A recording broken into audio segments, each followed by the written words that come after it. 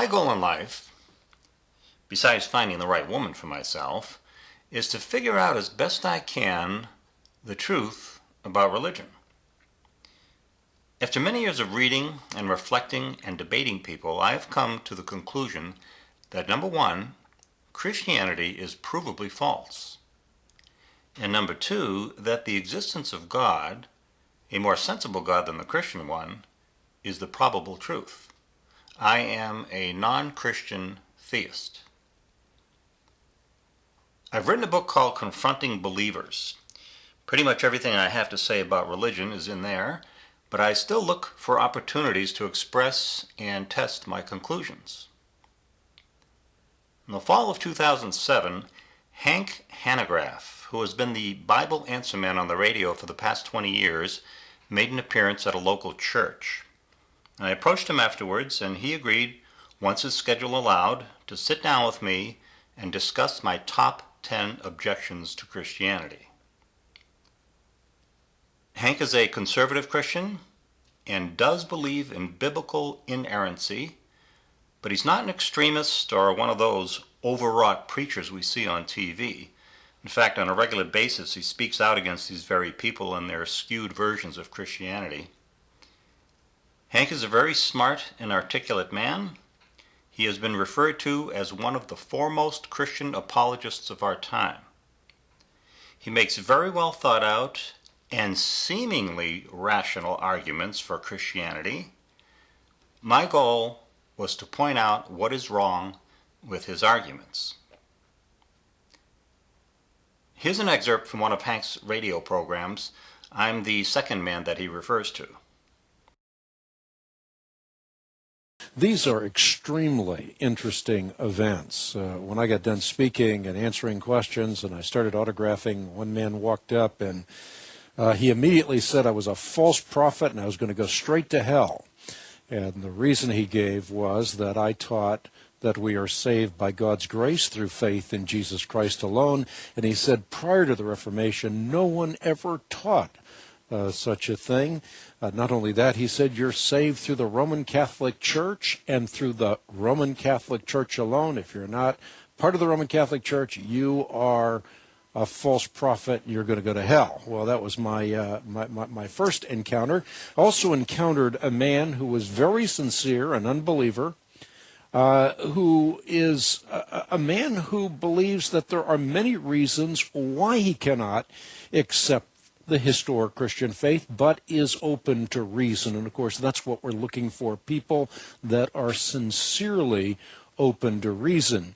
This gentleman has a number of questions that I'm going to be addressing with him personally, but I thought it would be instructive to take some of those questions and deal with them, maybe all of them, in the next 10 or so broadcasts right here on the Bible Answer Man broadcast. All of these questions, deal with these questions. These are issues that separate people from the historic Christian faith or Christian worldview. They say it's simply irrational. There are these unanswered questions. They nag at me, they bother me, and I can't become a Christian until they're resolved. That's a problem for him. I imagine it's a problem for many other people as well. For example, he says the Bible teaches hell, and he thinks that's a horrendously primitive and a cruel concept. Or the Bible supports slavery, or the Bible is full of contradictions, or Jesus is not qualified to be God's representative because he was mistaken about the end times. A question I get many, many different times as I talk to skeptics throughout the year. I find the Bible discriminates against gay people. Another objection is the Bible contradicts science. Yet another, the Bible's prophecies are unimpressive, or I find the Bible's answer to the problem of evil unsatisfying. So we have the top 10 objections here, and again, let's deal with some of them. I'll only deal with one today, and I'll deal with another on tomorrow's broadcast, and so forth. In March 2008, I drove down to North Carolina to sit down with Hank in person and discuss these issues. How did it go? Pretty well overall, I thought, pretty well. First of all, Hank turned out to be okay. He wasn't overbearing, he wasn't condescending, He listened well. He was, however, pretty assertive. He did talk significantly more than I did. He tended to speak in paragraphs, in stretches of dissertations, very deliberately so, I thought, so that it was difficult for me to interrupt with a relevant objection. Many times I would lift my finger and start to open my mouth, and he would precisely at that point increase the intensity of his presentation, sitting up straighter, leaning forward more, and not allow a timely interjection by me. Now, from Hank's perspective, I'm sure he felt he was doing the proper thing, setting up his conclusions with supporting logic and context, but to me he was deliberately trying to make sure to ground the discussion in the Christian worldview, so that my worldview didn't have a chance to take hold. So I struggled with this dynamic, gradually managing to be more assertive myself as the discussion continued. Hank's research assistant, Stephen Ross, a very knowledgeable Christian also, took part in the discussion. It was the three of us. Our meeting was originally planned for 2 hours, but we went on for 3 or 4 hours that evening, and then we met again the next morning for 3 more hours, which is to say that Hank found the discussion valuable, and he made it a priority in his busy schedule. I am able to reconstruct our conversation here, I think, pretty accurately, because I'm so familiar with the issues and with Hank's arguments from listening to his programs and carefully reading his books.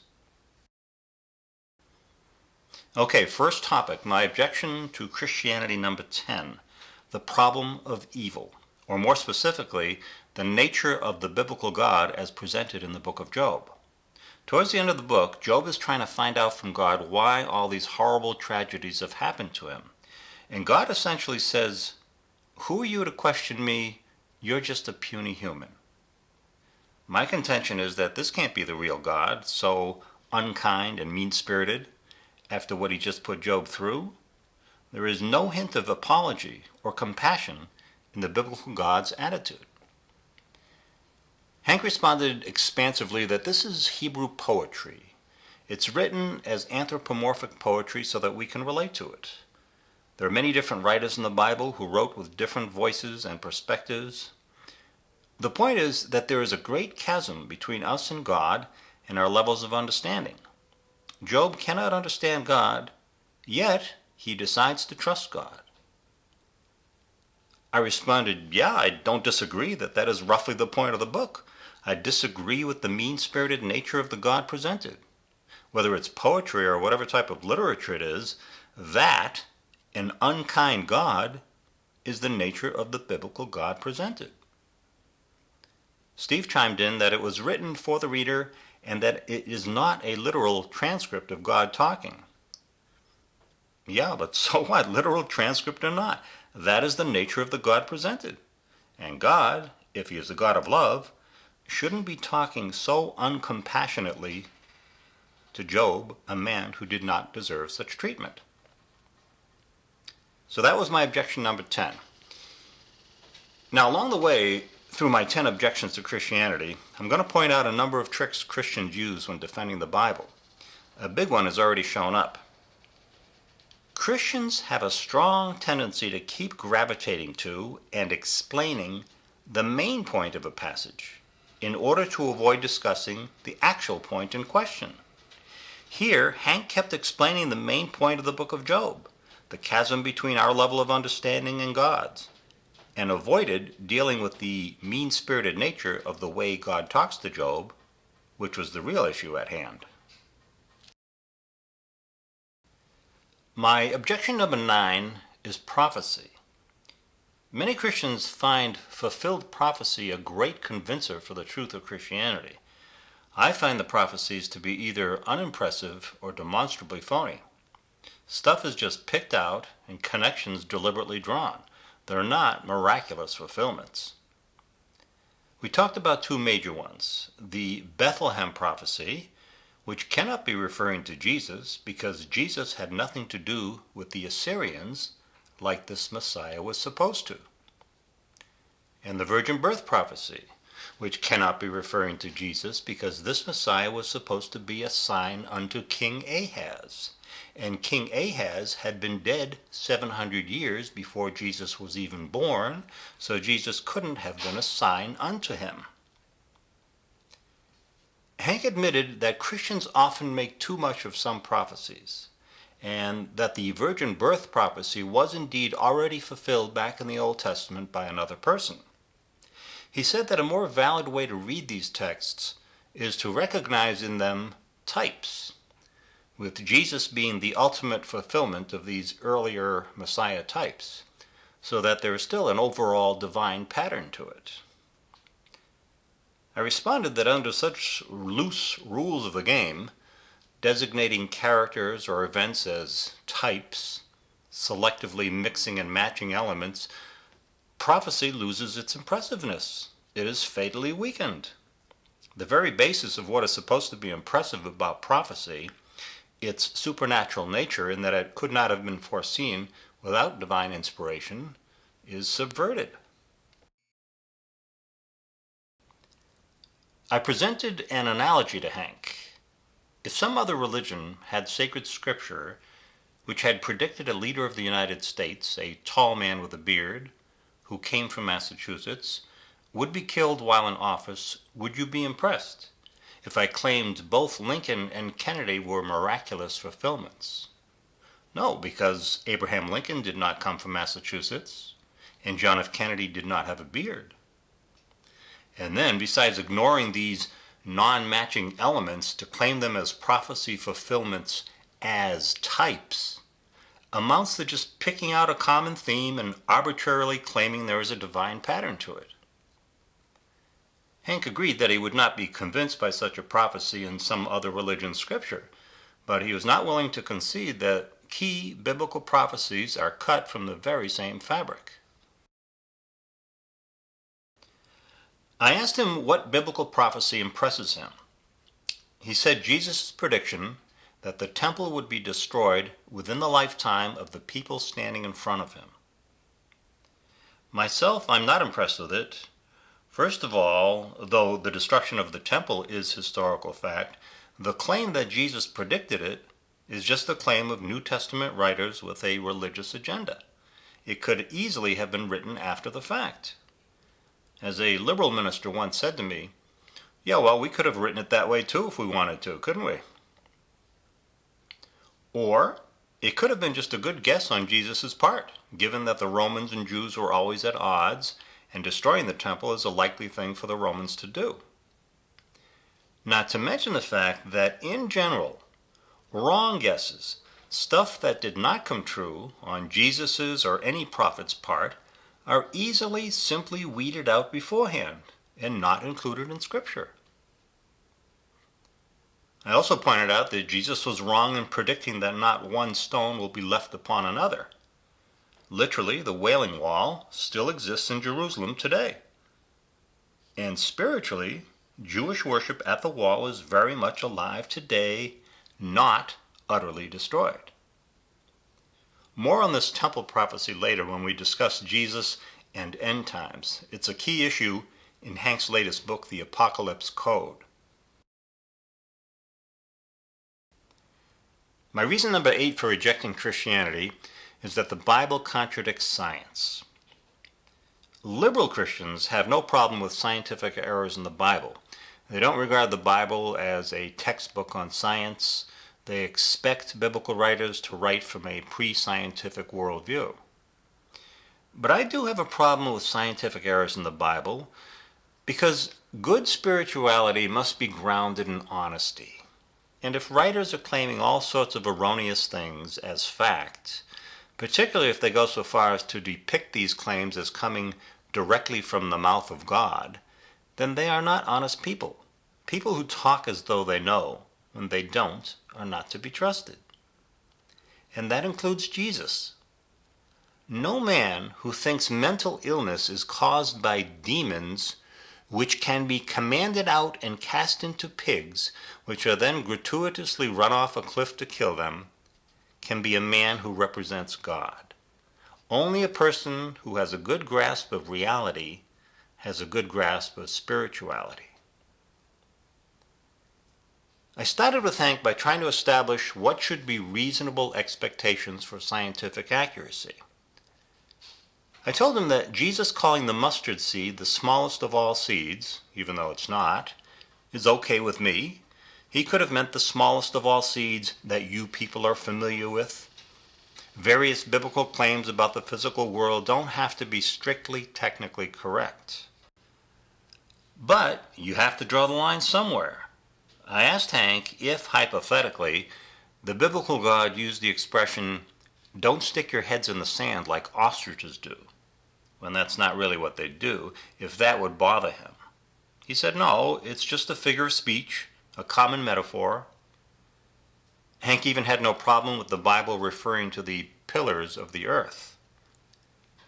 But for me, pillars of the earth, that level of inaccuracy gives me pause. If God is consistently using language and figures of speech that embody human misconceptions of that era, like a flat earth supported by pillars, though it may not per se disprove the Bible, it becomes strong overall evidence that we have falsely inspired humans talking here, not God. If their assessment of physical reality is so skewed, their assessment of spiritual reality is likely to be off the mark also. I pointed out that the Bible's description of ostriches as harsh, uncaring parents in the book of Job is not scientifically correct, and that description has nothing to do with figures of speech or metaphorical language. Hank said he's not familiar enough with ostrich facts to comment. Also from the book of Job, chapter 41, I brought up the Leviathan, the fire-breathing sea monster. I asked Hank, what animal is this? He said he doesn't read that passage literally, and that, in general, disagrees with fundamentalists who read passages too literally. There's another passage, for example, Revelation 14:20, where it says blood will flow up to the level of a horse's bridle. Obviously, that's a figure of speech, an exaggeration, a common metaphor. Hank says C.S. Lewis, in his book, used fantasy creatures as a literary device. And Hank sees Leviathan as similarly a mythological creature. I said that can't be. Everything else in chapter 41, leading right into the Leviathan description, is about literal nature. God is trying to impress Job by describing actual physical nature, the marvels of his creation. So Leviathan must be literal. Not only that, it makes no sense for God to tell Job he should fear a mythological creature. It's like somebody telling me I should be afraid first of all of sharks and crocodiles, and then most of all Godzilla. Why should I be afraid of a mythological creature? Steve said that the snake in Genesis is symbolic, not literal. Same thing with Leviathan. I said I have no problem with the snake being symbolic, but the Leviathan passage is all about literal nature. That is the context. The description of Leviathan's bodily features are given in detail. It talks about the folds of his flesh, his powerful limbs, his scales, etc. It can't be a symbolic beast. And as an enormous, ferocious, dinosaur-like creature, which man cannot kill, it stands as a contradiction to science. Here was another Christian apologetic trick, arguing by switching contexts. They deliberately ignore the context of the passage at hand, pick out another context, the Genesis snake story in this case, and claim the issue is resolved by this other context, when in fact this other context is quite different and does not apply to the case at hand. I pointed out that in Leviticus 11:4, the Bible claims camels' hooves are not divided, but they are. This is a scientific error, nothing to do with figurative language. Steve found a commentary saying it may mean their hooves are not completely divided. My response was to show him a close-up picture of a camel's feet. The hooves are clearly, robustly divided. I think it's very telling how Christians are quick to pounce upon some alleged technical discrepancy when it suits them, hear that the camel's hooves are not completely divided, but are just as quick to ignore technical discrepancies when it suits them. For example, the rabbit technically does not chew the cud, as the Bible claims. But that's okay to the Christian because the passage was meant for the common man who thought rabbits chew the cud. Or another example, in the Bible, a circle of 10 cubits in diameter is 30 cubits in circumference, instead of the more correct 31.4 cubits. But that's okay, it's round numbers, it was intended for the understanding of the common man. Yet, here with the camel, suddenly, instead of focusing on what the common man understands, they want to haul up some alleged technicality involving the degree of dividedness, a consideration nowhere else referred to in the Bible. The Bible is simply wrong about camels' hooves. I'll mention yet another Christian hermeneutical trick here. Many Christians, when finally pinned to the wall, will bring up the copyist error defense. Somebody copied it wrong. Well, that does not fly. As Dennis McKenzie, the author of the Encyclopedia of Biblical Errancy, explains, Bibles are copied by many people and checked by many people. It is not the case that one lone person could make a mistake and have his mistake left in. Hank, interestingly, actually agrees with this point. He does believe that what is found in the Bible is indeed what is supposed to be there. So, to his credit, Hank does not use this ploy, as many Christians do. My reason number 7 for rejecting Christianity is that the Bible condemns homosexual relationships. I think this is simple bigotry on the Bible's part. Hank says homosexual relations are unnatural and lead to all sorts of harm, both physical and emotional. I responded that homosexual behavior is natural to the homosexual, and that science has found an abundance of same-sex behavior in many animal species. So in a very real sense, it is natural. Hank was not familiar with this literature. I granted Hank that male homosexual behavior leads to diseases more readily than heterosexual behavior, but female homosexual behavior leads to less disease than heterosexual behavior. So that's not a good yardstick by which to measure morality. I said that I look at it at the human level. Gays are profoundly unhappy when they try to change their sexual orientation, but tend to be at peace with themselves once they finally accept what is natural to them. Hank and Steve replied that happiness is not a good yardstick for morality either.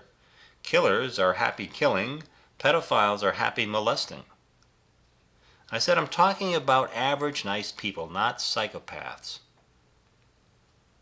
Bottom line for me is that Christians say God made Adam and Eve, not Adam and Steve, but I say God made Adam and Steve also. My reason number 6 for rejecting Christianity is what I call utopianism, Jesus' unrealistic view of the world. He teaches that God will take care of the faithful. He claims, for example, that God feeds the birds of the air, so how much more so will God feed you? But that is not reality. First of all, science tells us that on a regular basis, 50% of young birds die during their first year. So God does not feed the birds in the way Jesus naively assumes. Nor does God keep Christians from dying from the effects of poor nutrition. Jesus is teaching wishful thinking, and a real son of God would not do that.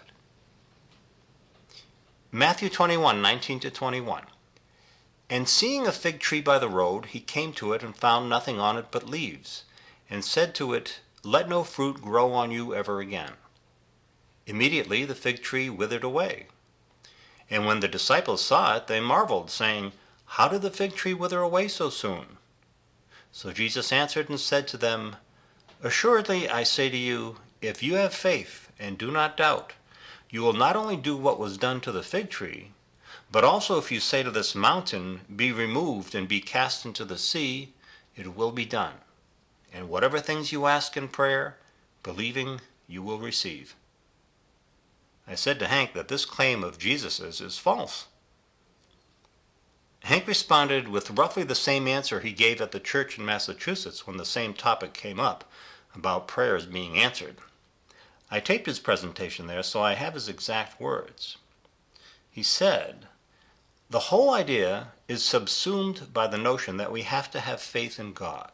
So that faith then, in a biblical context, is a channel between a person and their God, and the faith is not in our faith, the faith is in our God, such that we are saying that we have faith in God. And if it is God's will to pick up a mountain and put it into the midst of the sea, God can do so." I said to Hank that he is playing mental tricks, that he is changing "we can move a mountain with faith" to "God can do anything," which is not what Jesus was saying. Obviously, God can do anything. That's not Jesus' point. His point is, quote, "if you have faith, then, quote, it will be done." I have noticed how Hank often tries to cover the false steps in the logic of his arguments with the phrase "which is to say," when it is not at all which it is to say. As in, "the horse is black, which is to say the horse is white." No, that isn't at all which it is to say. As in, "we can move a mountain with faith," which is to say God can do anything. No, that isn't at all which it is to say. Those are two very different things, and Hank is trying to equate them by arbitrarily sticking in that phrase "which is to say." Hank brought into the mix God's will, implying that you can move a mountain if you have faith and it is God's will to do so. I responded that it then amounts to a meaningless statement, because it is not God's will to do so. No person in history has ever moved a mountain into the sea by commanding it to do so. It is God's will that the physical laws of the universe hold sway. That's what God's consistent will is. Hank is reducing Jesus' claim to meaninglessness. It's like saying you can beat Tiger Woods in golf if it's God's will. Well, yeah, sure, if it's God's will, but clearly it is not God's will. Nor has it ever been God's will that a weekend player suddenly comes out of nowhere and by sheer faith wins the Masters or moves a mountain. Why would Jesus start a sentence with the pregnant word "assuredly" and then follow it with such a pointless statement? He wasn't even saying, "though rare, this is possible." He was saying, with a little faith, you can do this. But he was flat wrong, and therefore is not the Son of God. Furthermore, Hank's focus on God's will as the pivotal element in the power of prayer is refuted by his own scripture. Look at Matthew 17:20, a parallel passage to the fig tree one. Jesus heals an epileptic, and the apostles ask, how come they themselves could not? Jesus answers, "because of your unbelief. For assuredly I say to you, if you have faith as a mustard seed, you will say to this mountain, 'Move from here to there,' and it will move, and nothing will be impossible for you." So in this case with the epileptic, it was God's will to heal him because Jesus did cure him, yet the apostles couldn't cure him because of their lack of faith. So the pivotal element was the apostles' faith, not God's will. The focus of Jesus' statements about faith is not God's ability or God's will, but our faith. In Matthew 14:30-31, Peter was walking on water, but starts to sink when he loses faith. And Jesus says, "Oh, you of little faith, why did you doubt?" Jesus was teaching the power of faith, not the power of God or the need to take into account God's will. I do not believe in such a comic book version of reality where wishful thinking changes the laws of nature. I believe in a God who lets the laws of nature rule. My number 5 objection to Christianity is that Jesus can't be the Son of God because he thought the world would end in his lifetime, which it didn't. We focused on Matthew chapter 24, where Jesus says, "Assuredly I say to you, this generation will by no means pass away till all these things are fulfilled." My contention was, all these things were not fulfilled, so Jesus was wrong, and therefore can't be the Son of God. Many Christian apologists try to make this generation mean some future generation. They go through all kinds of mental gymnastics to time shift that phrase. Hank and I agreed that this is nonsense, that Jesus was not linguistically challenged, that he meant what he clearly said. When he said this generation, he meant this generation, not some generation in the future. When he said you, he meant you, the people in front of him, not people thousands of years in the future. And when he said it is near, he meant it is near, not it is 2,000 years off. So far, we agreed. But from this point on, our interpretations differ quite a bit. Hank's contention, which he delineates in his book, The Apocalypse Code, is that Jesus was not talking about the end of the world. He was talking about the destruction of Jerusalem and the temple in 70 A.D. by the Romans and the end of the age of temple-centered worship. I responded by pointing out that the heading of that section in my New King James Version of the Bible is the Great Tribulation. So it means end times, not just the destruction of Jerusalem. Hank said that the heading is the opinion of the editors. That doesn't make it so.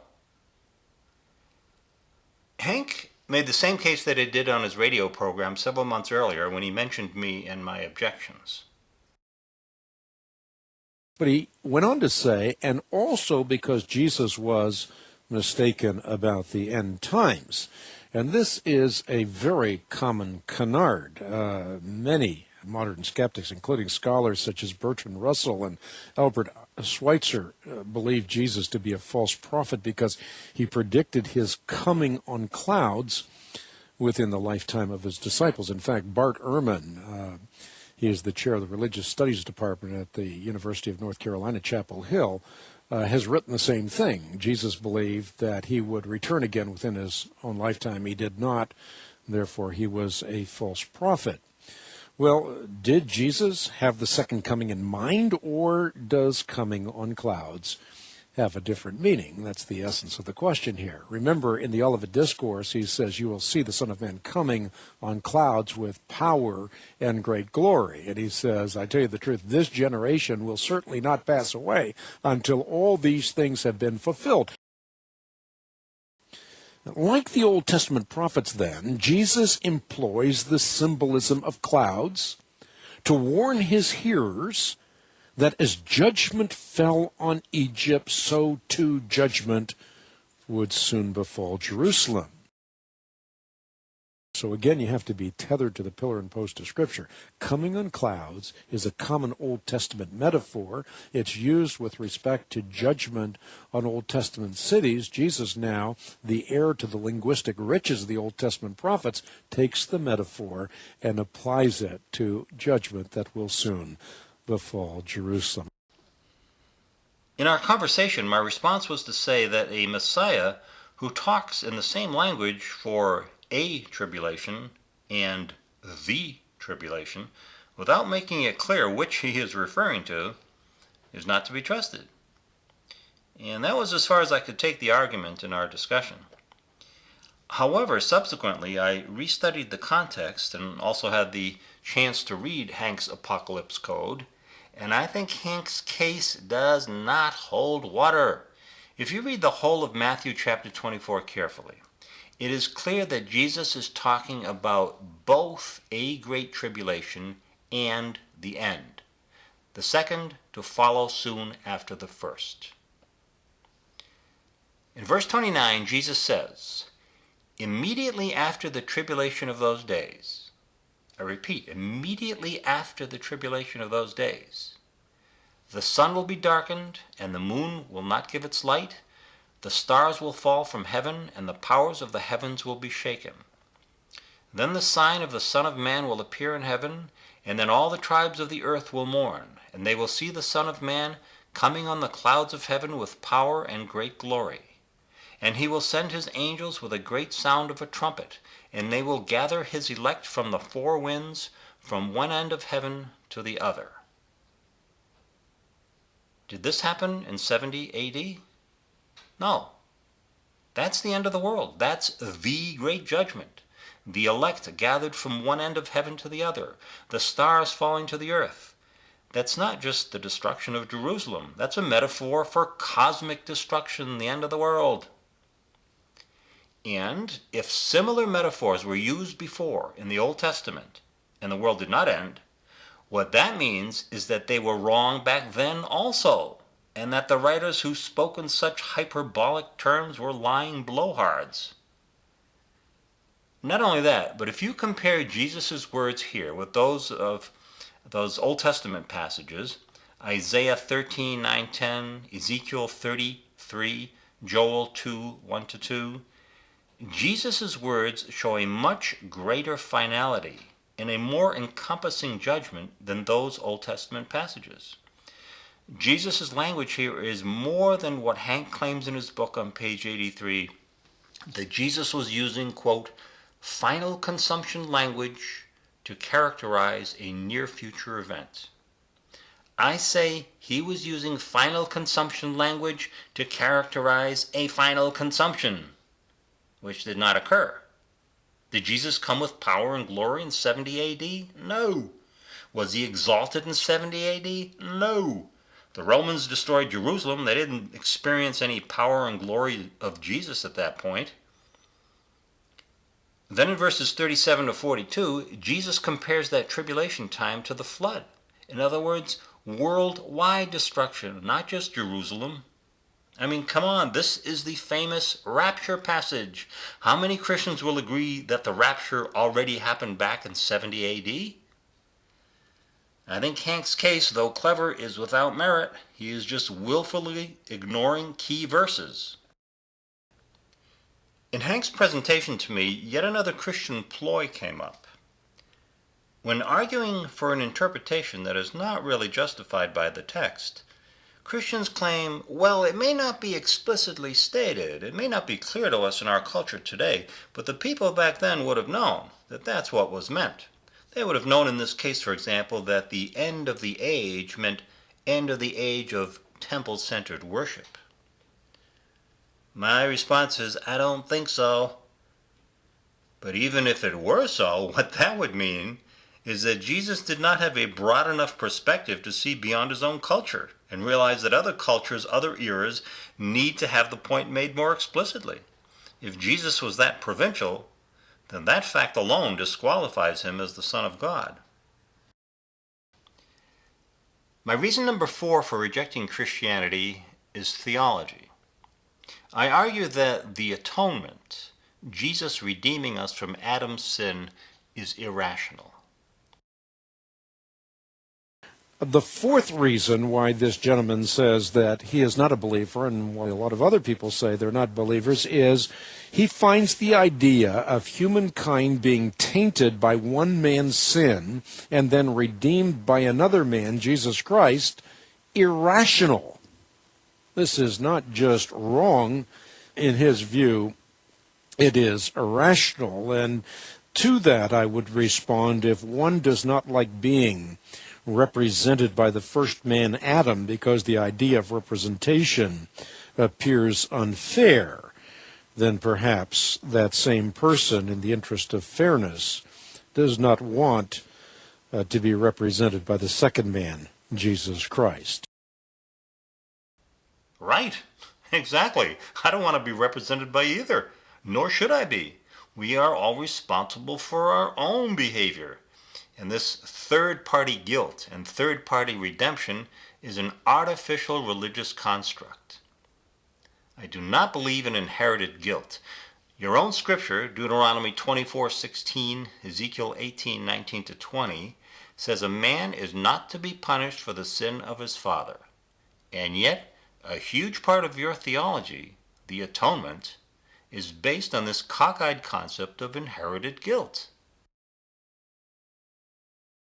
So there's nothing unfair about this. We fall in one man, and we've ratified that fall. Every one of us, in the quietness of our own room, knows that we are sinners in need of a Savior. No one does right. The heart is desperately wicked. Therefore, we cannot be reconciled to an altogether loving and great God without the mediation of Jesus Christ.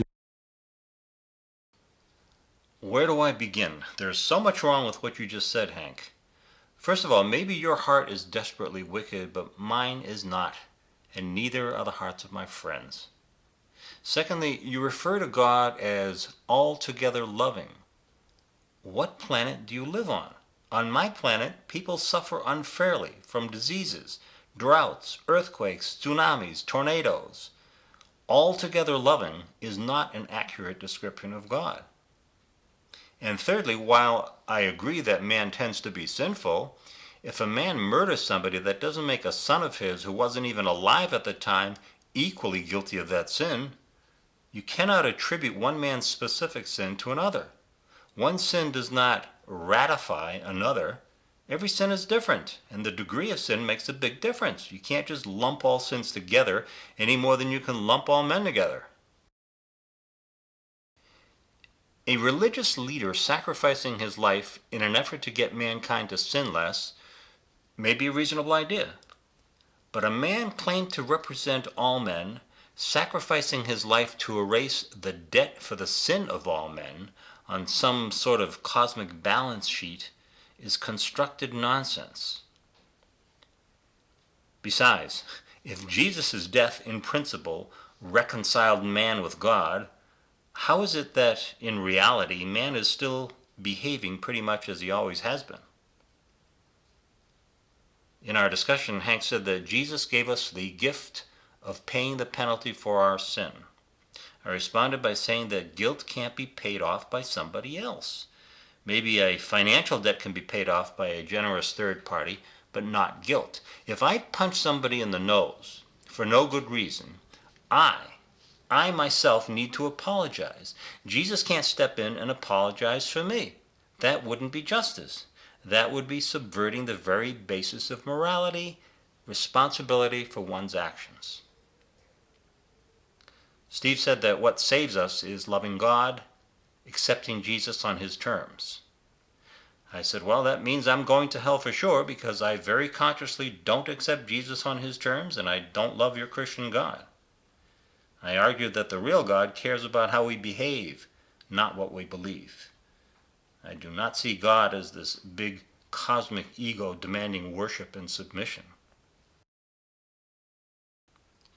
My reason number 3 for rejecting Christianity is that the Bible is full of contradictions. Christians have a standard apologetic technique of picking out a resolvable contradiction, explaining it, and then implying that all other contradictions are equally resolvable if you look at them more closely. But that is not at all true.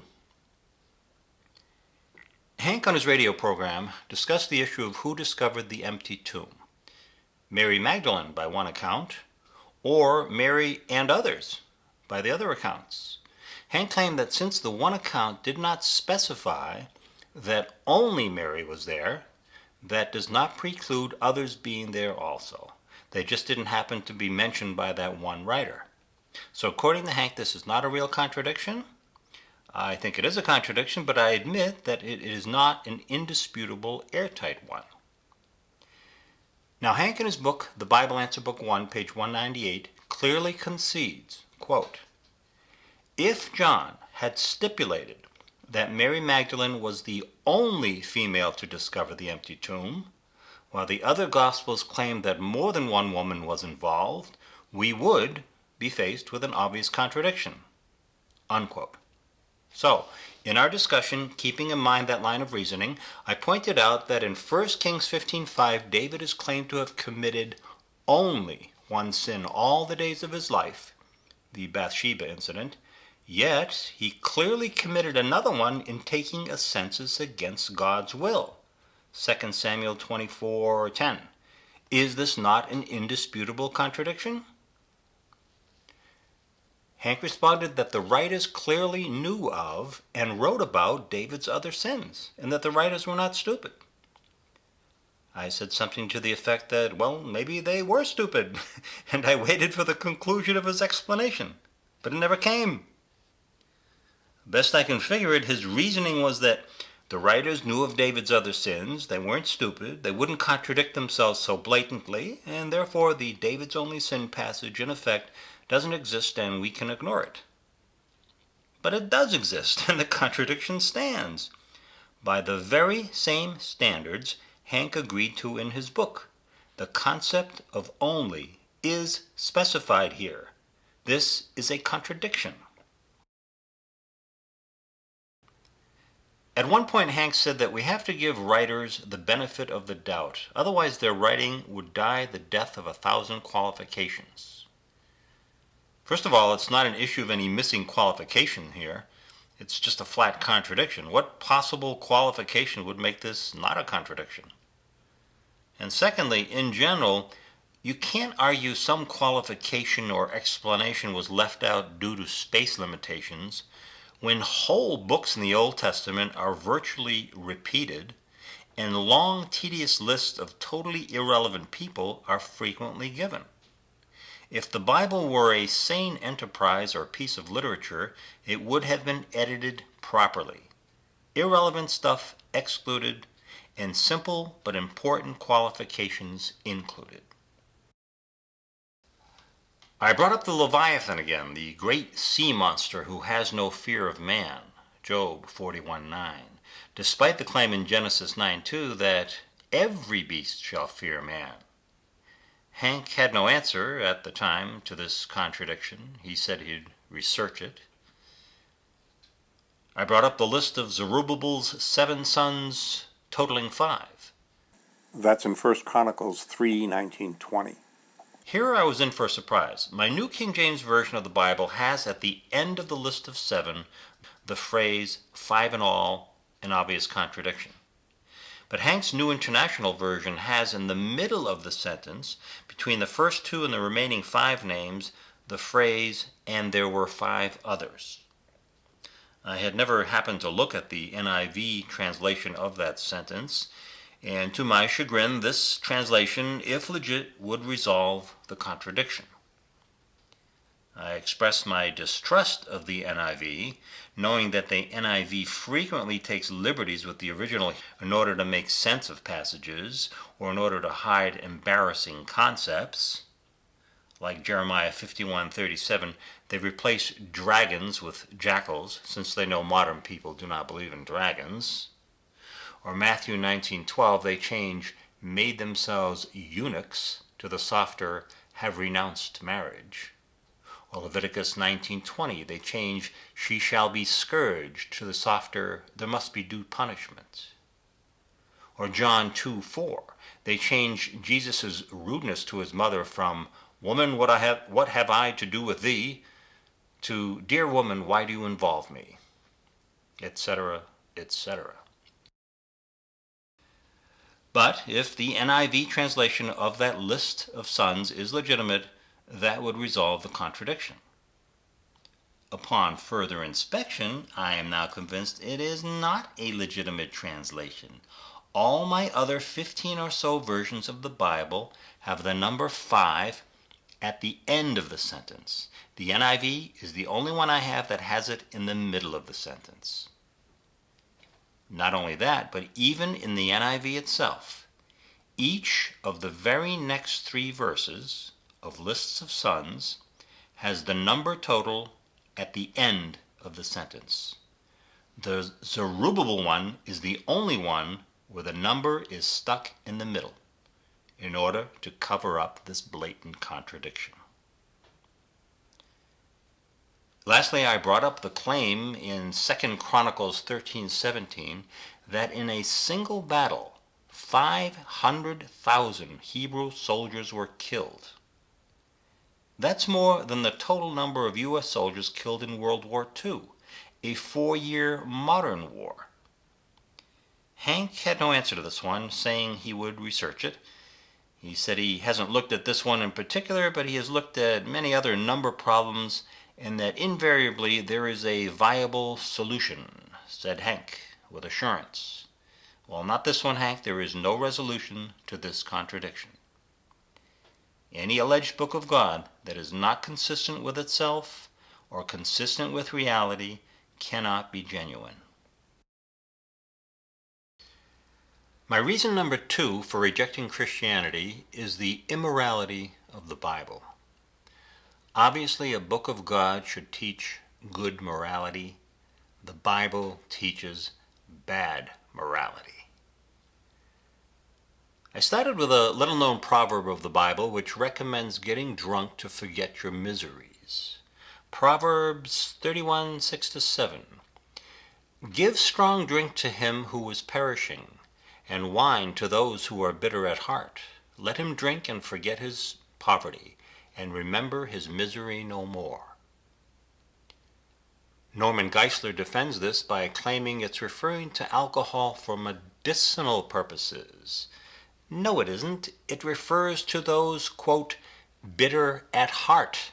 That's emotional pain, not physical pain. This is a typically dishonest ploy Christians use. They just make up a qualifications to save the day, even though that qualification is not found in the actual text. Steve defended the proverb by saying it's allowing people a sedative, a chance to forget. And he asked me, would I deny a person with a broken leg a pain reliever? I said that's different. Maybe alcohol to relieve physical pain is okay, but alcohol for emotional pain, which is the case here, is not a good idea. And the way the proverb is worded, and remember his misery no more, indicates it's clearly not meant as only a short-term solution, but a long-term one. What is such dumb advice doing in a book of God? I brought up Psalm 137:9, which says, Happy shall he be that taketh and dasheth thy little ones against the stones. Hank and Steve responded that that was God allowing his people to be as real as they needed to be. That's a defense? The barbarism of that passage is indefensible. Being happy that the enemy is defeated is one thing. Being happy to take and dash the little ones against stones is something else. By way of analogy, I am reconciled to the idea that the U.S. had to drop the bomb to end World War II, but I am not happy to see the residents of Hiroshima burned to death. What is such a barbaric concept doing in a book of God? We discussed polygamy. I brought up David's having hundreds of wives and concubines. Hank said God did not approve of polygamy. He tolerated it. I said the biblical God approved of it indirectly because he refers to David as a man after his own heart, so what David does is basically what God approves of. Hank writes in his book, The Bible Answer Book 2, that God specifically disapproves of polygamy in Deuteronomy 17:17, where he says that a king should not multiply his wives. But if you read the context of that passage, it does not mean a king should have only one wife. It means he shouldn't have too many wives. The verse right before it, verse 16, says not to multiply horses. Obviously, a king may have more than one horse, just not too many horses or wealth in general at the expense of the people. This is not a prohibition against polygamy. And even if it were, David, God's man, having numerous wives, still stands as a God-condoned immorality. I find that Hank consistently uses this hermeneutical dodge. He soft pedals the passage in question, David's many wives here, invokes the principle of Scripture interprets Scripture, picks out an ostensibly good verse from somewhere else, focuses on that, and figures that that good verse represents what the Bible really intends and in effect cancels out the bad verse in question. He very much fosters the idea that we can ignore bad verses because we've found a good one. If 6 verses say the horse is black and 1 verse says it was gray, we can focus on that 1 verse and safely conclude the horse was grayish, if not indeed white. That's his thought process, because he is so biased and a priori committed to having the Bible come out smelling good. The tenuous not multiplying wives verse does not cancel out 2 Samuel 5:13, where it says, "And David, God's man, took more concubines and wives from Jerusalem." And it does not cancel out Solomon, the wisest of all men according to the Bible, having hundreds of wives. It's true that later on Jesus teaches 1 man, 1 woman, but what that means is that the Bible simply contradicts itself. While we're on the subject of David, a man after God's heart, I want to bring up this reality check for Christians. In the earlier days of the Iraq War, the insurgents killed some Americans and they hung their burnt bodies from a bridge for all to see. Do you remember that? Of course you do. It's an image one doesn't forget. It's appalling, barbaric behavior, sickening. Well, what did David do after he killed Goliath? Cut off his head. That's what he did. Goliath was the enemy, and possibly a jerk, but he was also someone's son, probably someone's father, someone's brother. Only a spiritual moron would treat a dead body so disrespectfully. You want more? 2 Samuel 4:12. So David gave an order to his men, and they killed them. They cut off their hands and feet and hung the bodies by the pool. If David is a man after God's heart, that's a God I want nothing to do with. We discussed Deuteronomy 22:28-29. If a man happens to meet a virgin and rapes her and they are discovered, he shall pay the girl's father 50 shekels of silver. He must marry the girl, for he has violated her. He can never divorce her as long as he lives. Hank responded, as he did in his book, The Bible Answer Book 2, page 42, that having lost her virginity, she would have been deemed undesirable for marriage and, quote, subject to a life of abject poverty, destitution, and social ostracism. As such, the rapist was compelled to provide for the rape victim for as long as he lived. Thus, far from barbaric, the law was a cultural means of protection and provision. Are you serious? The passage does not say financially support only. It says marry. Hank completely ignores the mandatory marriage part, which is the immoral element here. Now, I agree that the intent of that law was to be helpful, to provide for the woman, but requiring marriage shows how utterly male-chauvinistic and psychologically ignorant the Christian God is. The feelings of the woman are totally disregarded. Say you had a daughter who was raped, would you then say, oh, okay, now he has to marry her, oh, good? Or would you say, I don't want that creep anywhere near her? Who but a brainwashed person can defend this passage as being moral? Slavery. The second reason out of the 10 that this man presented why he is not a believer is, according to this gentleman, the Bible supports slavery. And this is a myth that is propped up by secular skeptics all the time, the idea that Scripture in some way or other sanctions slavery.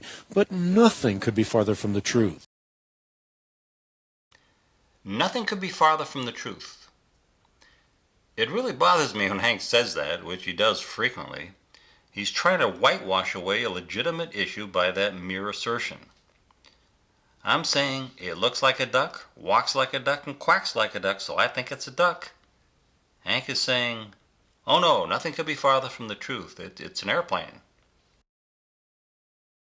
It should be noted that far from extolling the virtues of slavery, the Bible denounces slavery as sin. In fact, the New Testament goes as far as to put slave traders in the same category as murderers and adulterers and perverts and liars. If you read Paul in 1 Timothy, he says, we also know that law is not made for the righteous, but for lawbreakers and rebels. And then he goes on and delineates some of the murderers, adulterers, perverts, slave traders, liars, and perjurers. So the Bible denounces slavery as sin. Not only that, Not only that. It really bothers me when Hank says that, which he does frequently. Of course, I use the same phrase too, but only after I've made a strong point. Hank tends to make a weak point, then transitions to his next point with not only that, as though he has already made a convincing argument, when in fact, nothing could be farther from the truth. Not only that, I think secondly, we should recognize that slavery within the Old Testament context was sanctioned due to economic realities, not in the way that we think about it today because of racial or sexual prejudices. In that context, bankruptcy laws did not exist, so people could voluntarily, and the emphasis should be on that word voluntarily, they could voluntarily sell themselves into slavery. If you were a craftsman, for example, you could use your skill as a craftsman to discharge a particular debt that you owed. Or if you're a convicted thief, you could make restitution by serving as a slave.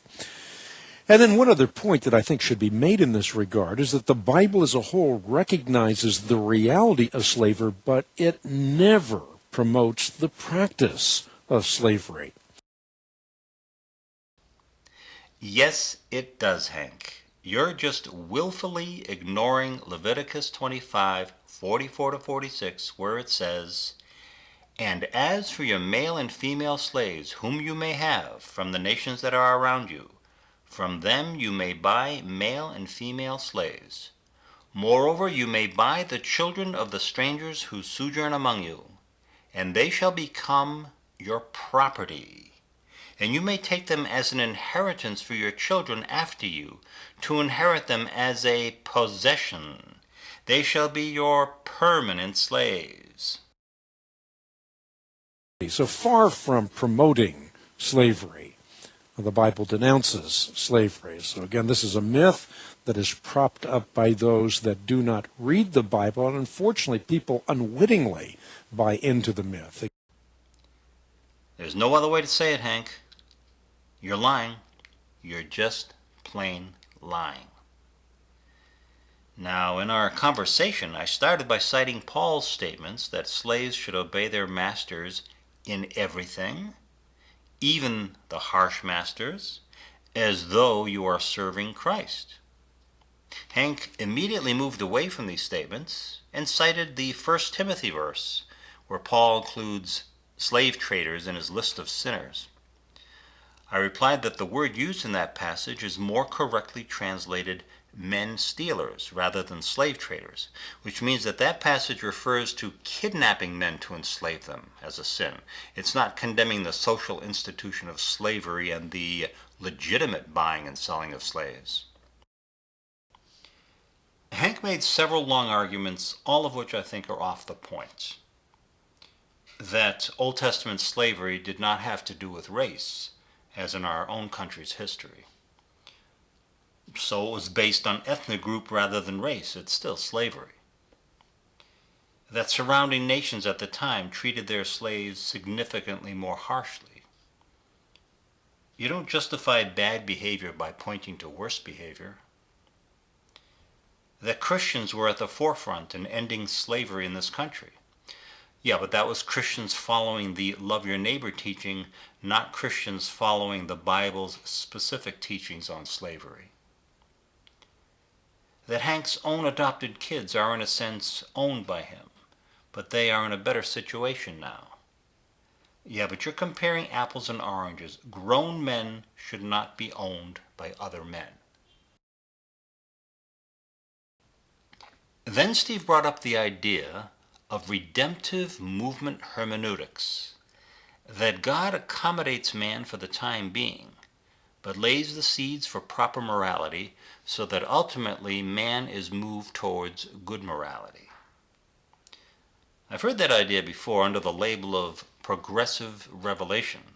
This is something Christians resort to because they know their arguments regarding slavery are fatally weak.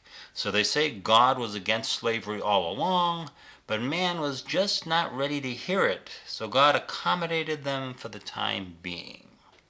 To me, that's total BS. Basic morality does not change, and an alleged book of God should always express good morality. There's a guy named Spartacus. He had no trouble at all being ready to understand that slavery was wrong. I brought up what Jesus said about slaves and masters, John 13:16. Most assuredly I say to you, a servant is not greater than his master. To me, it's clear that Jesus regarded a caste system as the normal order of things. Hank said that in context, what Jesus was saying is that they are going to persecute you, my followers, just as they're going to persecute me, your master. You will suffer also. I was chagrined to hear that because I always check contexts, and I didn't remember any context supporting that interpretation. Later I restudied it, and Hank's claim is totally bogus. That's not at all what Jesus was saying. He was saying that if I, your master, wash your feet, you should likewise wash each other's feet. I did it, so you should do it too. Nothing to do with upcoming suffering. That's yet another trick Christians play. They simply make up a context to justify a passage. They usually figure you're never going to follow up and check on it, and they don't care to check up on it themselves because their mentality is, well, that's what ought to be there. That's a concept that would fix the problem, so that's what I'm going to believe. I think that statement by Jesus, that a servant is not greater than his master, stands by itself and supports the inequality of man, not the equality of man.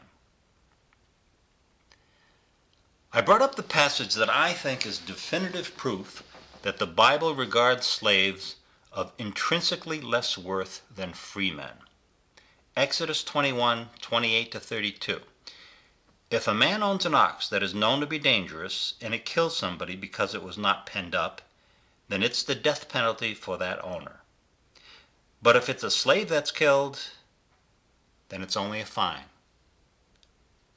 Hank tried to weave some sort of scenario to wiggle out of this, something about that if it was a slave killed, since slaves work with oxen, we can assume it was a normally safe ox, not a dangerous one doing the killing, and therefore there is no death penalty.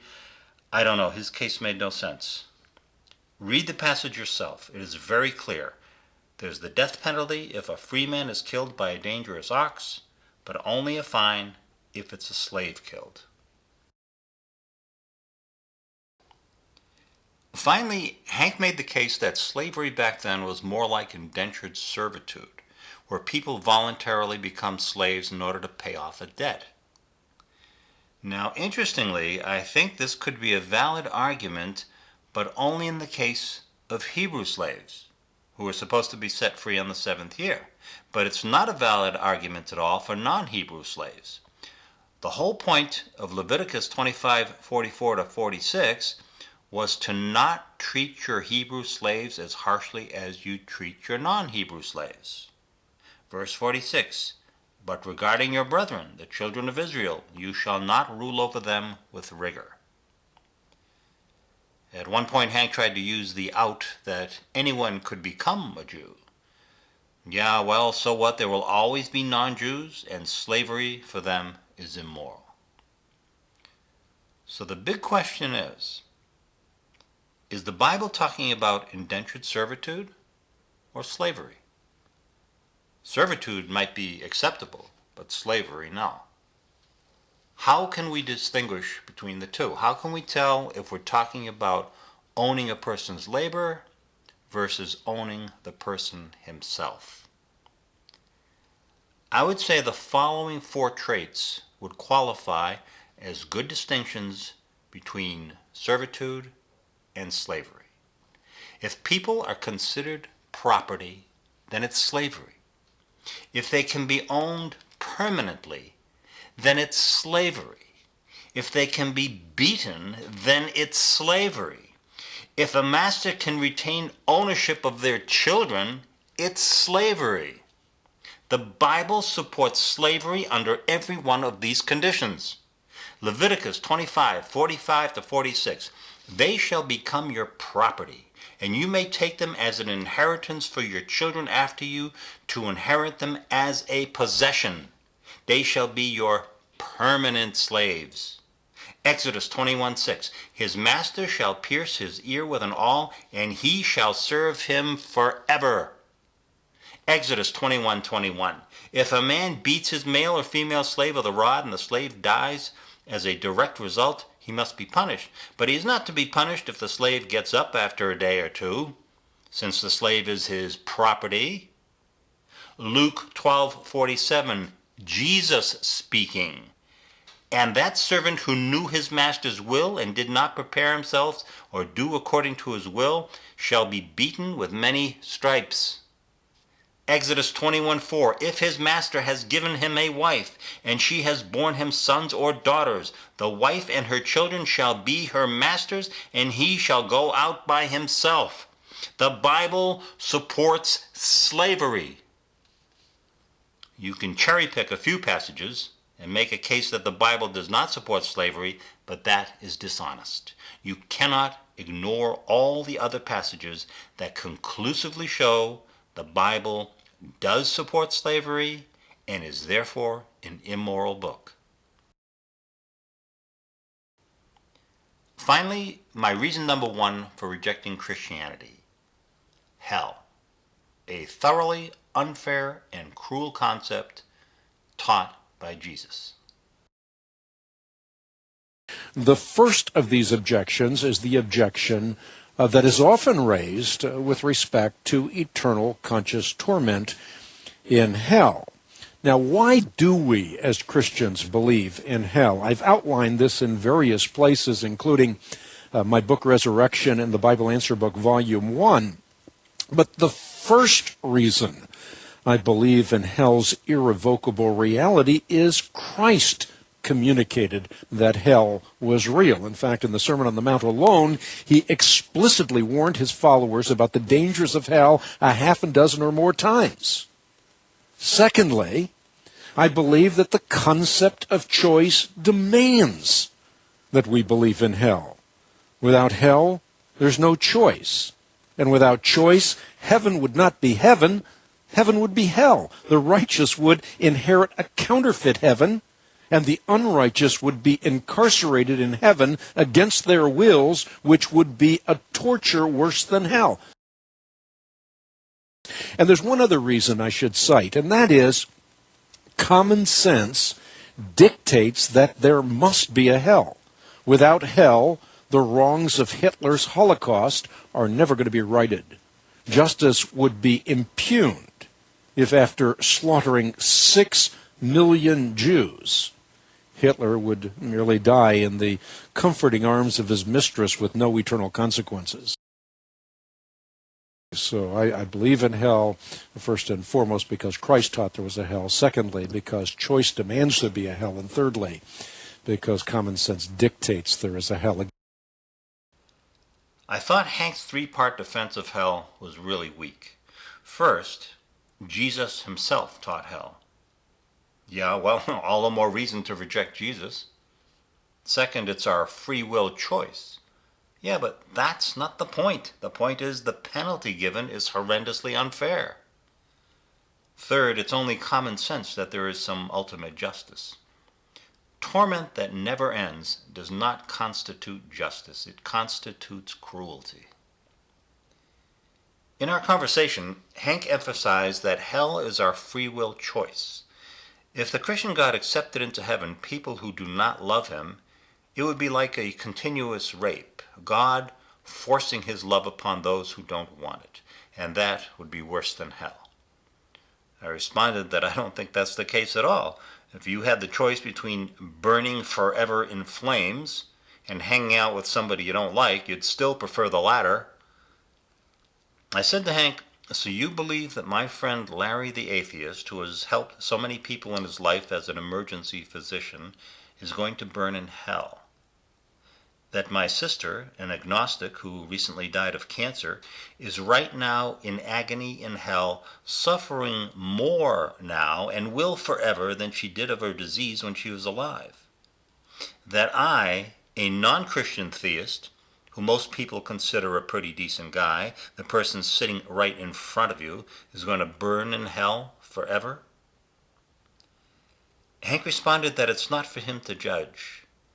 And I immediately said, but you agree with that judgment. You think that is a good and fair and proper idea. You are a Christian, so you fully agree with that judgment. So you are, in effect, making that judgment. And Hank just kind of laughed and said some nice words, but that laugh, by my perception, was the laugh of a man embarrassed to finally have been found out. The laugh of a man who had no valid response, and at least for the moment, knew that theologically he was full of crap, and his religion a farce. Of course, that would not be Hank's perception of that moment, but that's what I saw. Now, on a personal level, I tended to like Hank. I have no reason to doubt he's a good guy. But intellectually, spiritually, I regard him as a theological criminal. In the name of God, he is promoting all kinds of false ideas. He fervently believes in a book that, if one believes in a reasonable God, is an insult to God. And if one does not believe in God, is an insult to humanity. On virtually every single issue we discussed, Hank argued off the point. He consistently did not address the real problems, but tried to cover them by redirecting focus onto good passages or onto related but not relevant concepts. He is so immersed in Christian think, he can no longer think or interpret objectively. I went to a debate recently. Dan Barker, the atheist, versus Dinesh D'Souza, a Christian. D'Souza is as good a Christian debater as I've heard, but I thought Dan soundly beat him. Soundly. The most poignant moment, however, I thought was in the question and answer segment when an audience member confronted Dinesh with the question of hell. He asked if Dinesh was prepared to say that the 6 million Jews who died in the Holocaust, as Jews, not Christians, were in fact now in hell. And Dinesh would not answer honestly. He danced all around the subject until the moderator said it was time for the next question. Dinesh had no real answer, since he knows in his heart what a spiritually stupid idea hell is. I think Hank and all Christians should give up Christianity as an overall belief system and do what I've done quite happily: drop all the bad ideas, keep the good ideas.